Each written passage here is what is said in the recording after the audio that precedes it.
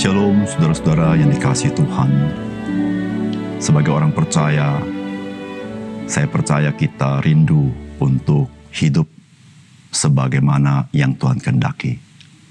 Dan itulah saudara yang menjadi panggilan Tuhan kepada kita.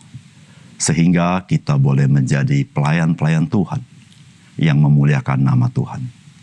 Salam jumpa dalam program Tuhan adalah Gembalaku.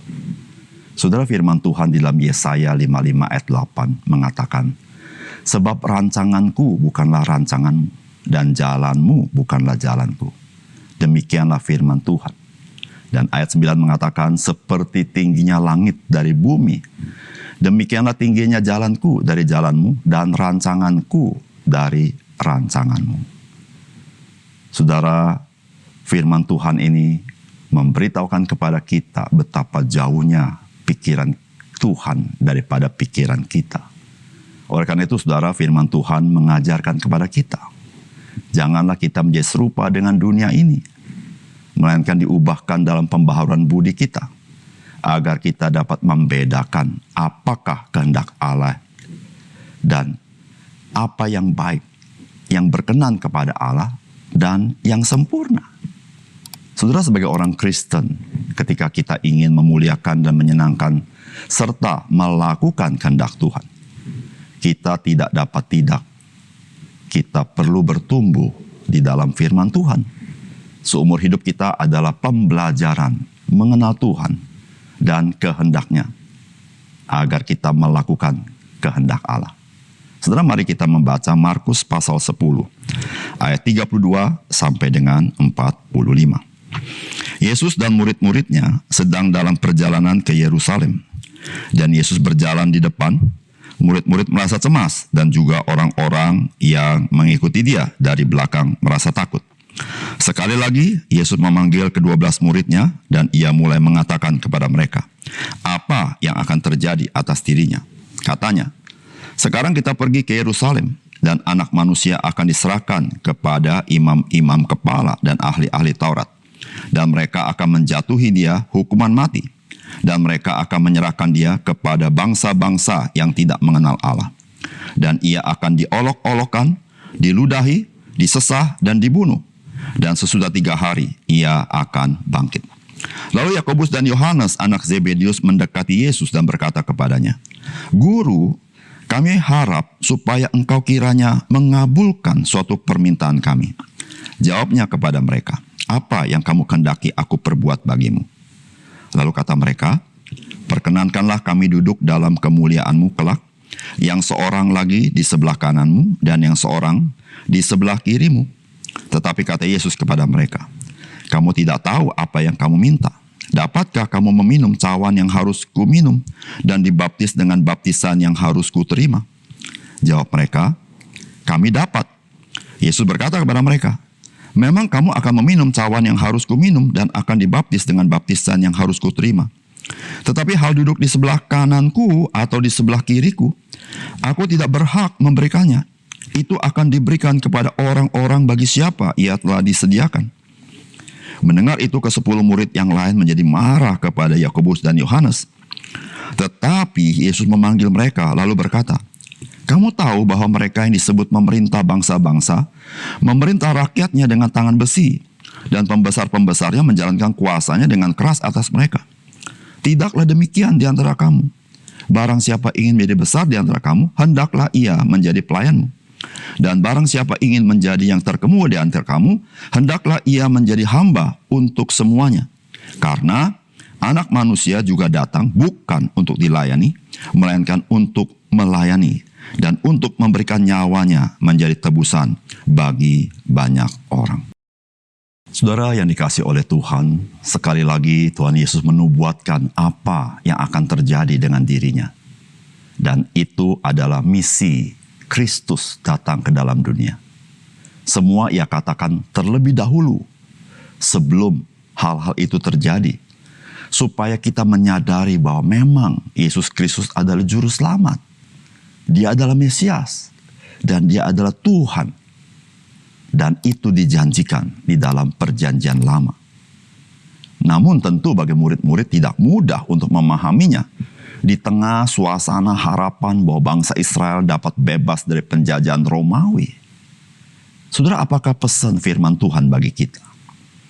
Yang pertama, kemenangan yang kita pikirkan sebagai orang percaya bisa saja berbeda dengan kemenangan yang Tuhan rancangkan bagi kita. Saudara, firman Tuhan berkata begini, Yesus dan murid-muridnya sedang dalam perjalanan ke Yerusalem. Dan Yesus berjalan di depan. Murid-murid merasa cemas dan juga orang-orang yang mengikuti dia dari belakang merasa takut. Sekali lagi Yesus memanggil ke-12 muridnya dan ia mulai mengatakan kepada mereka apa yang akan terjadi atas dirinya, katanya. Sekarang kita pergi ke Yerusalem dan anak manusia akan diserahkan kepada imam-imam kepala dan ahli-ahli Taurat. Dan mereka akan menjatuhi dia hukuman mati. Dan mereka akan menyerahkan dia kepada bangsa-bangsa yang tidak mengenal Allah. Dan ia akan diolok-olokkan, diludahi, disesah, dan dibunuh. Dan sesudah 3 hari ia akan bangkit. Lalu Yakobus dan Yohanes anak-anak Zebedeus mendekati Yesus dan berkata kepadanya, Guru, kami harap supaya engkau kiranya mengabulkan suatu permintaan kami. Jawabnya kepada mereka, apa yang kamu kendaki aku perbuat bagimu? Lalu kata mereka, perkenankanlah kami duduk dalam kemuliaanmu kelak, yang seorang lagi di sebelah kananmu, dan yang seorang di sebelah kirimu.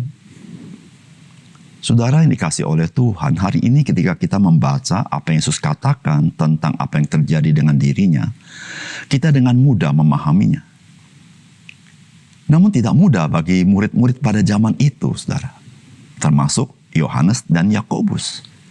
Mengapa? Karena memang atmosfer orang-orang Yahudi pada zaman itu mengharapkan kedatangan Mesias itu melepaskan mereka dari penjajahan Romawi secara fisik. Maka tidak heran, saudara, Yohanes dan Yakobus minta kalau Tuhan menang dalam kemuliaannya supaya mereka boleh mendapat posisi yang baik. Saudara yang kasih Tuhan, apa yang terjadi dengan murid-murid bisa terjadi dengan kita. Bahwa kemenangan yang kita pikirkan dalam hidup kita itu berbeda dengan kemenangan yang Tuhan rancangkan bagi kita.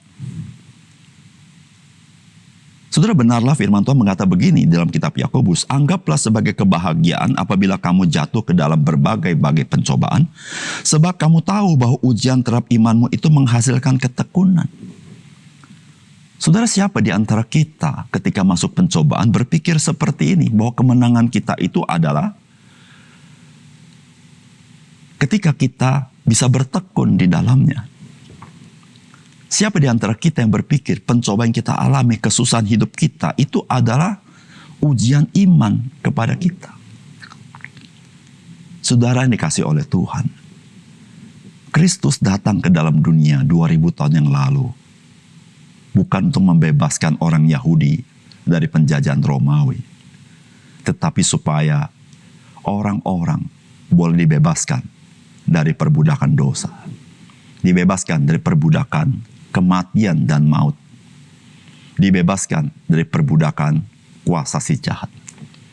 Saudara, Tuhan memberikan kemenangan rohani bagi kita yang percaya kepada Dia.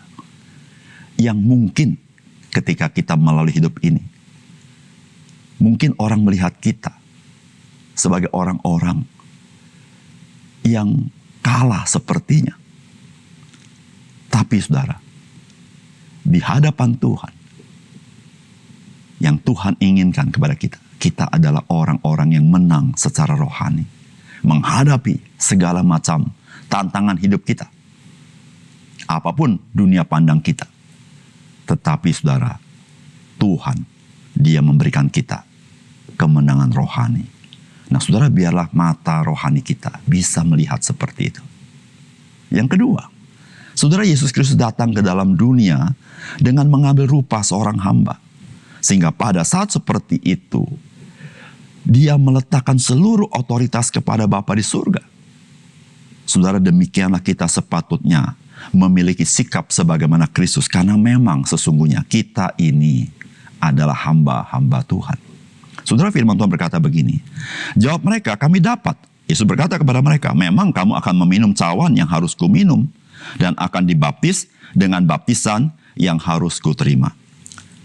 Tetapi hal duduk di sebelah kananku atau di sebelah kiriku, aku tidak berhak memberikannya. Itu akan diberikan kepada orang-orang bagi siapa itu telah disediakan. Mendengar itu, ke-10 murid yang lain menjadi marah kepada Yakobus dan Yohanes.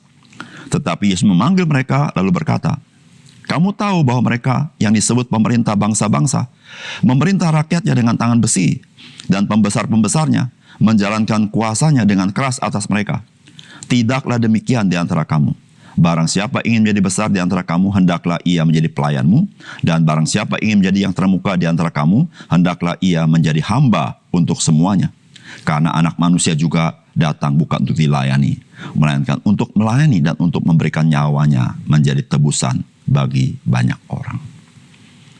Saudara yang dikasihi Tuhan, sebelum Tuhan Yesus berkata Anak Manusia datang bukan untuk dilayani tetapi untuk melayani, maka Tuhan berbicara tentang bahwa duduk di sebelah kananku dan di sebelah kiriku, aku tidak berhak memberikannya. Itu akan diberikan kepada orang-orang bagi siapa itu telah disediakan oleh Bapa. Saudara, ketika kita membaca ini, kita bisa terheran-heran, bukankah Yesus adalah Tuhan? Mengapa dia berkata seperti ini? Sehingga ada orang berkata, ini buktinya Yesus bukan Tuhan. Saudara, itu salah sama sekali. Saudara, kita harus tahu, Alkitab mengatakan bahwa Yesus Kristus, dia datang ke dalam dunia karena dia menghamba kepada Allah Bapa dengan menjadi manusia. Ketika Yesus ada dalam dunia, dia adalah seorang utusan, dia seorang hamba Allah. Saudara, seorang hamba, dia tidak punya otoritas daripada sang pengutus. Otoritas itu sang pengutus. Secara hakikat, Yesus adalah Allah. Tetapi ketika dia datang ke dalam dunia, sedang menjalankan misi Allah itu, dan menjadi seorang hamba. Di situ Yesus berkata, itu bukan hak Yesus Kristus. Maka saudara-saudara, setelah itu Yesus berkata, karena Anak Manusia, yaitu Yesus itu datang bukan untuk dilayani, melainkan untuk melayani. Dan untuk memberikan nyawanya menjadi tebusan banyak orang. Saudara yang dikasihi oleh Tuhan, Tuhan Yesus memberikan kepada kita suatu contoh, atau saya mau katakan suatu pelajaran bagi kita yang paling penting. Apakah kita sadar kita adalah ciptaan Tuhan? Kita adalah pelayan-pelayan Tuhan. Kita adalah hamba-hamba Tuhan. Saudara, Kristus adalah Tuhan itu sendiri. Tetapi ketika dia datang sebagai utusan, sebagai manusia, dia menempatkan diri sebagai hamba. Saudara, Kristus datang bukan untuk dilayani, tetapi untuk melayani, bahkan memberikan nyawanya. Saudara, apatah kita? Kita harus melayani satu dengan yang lain. Melayani Tuhan. Dan kedaulatan itu ada di dalam tangan Tuhan.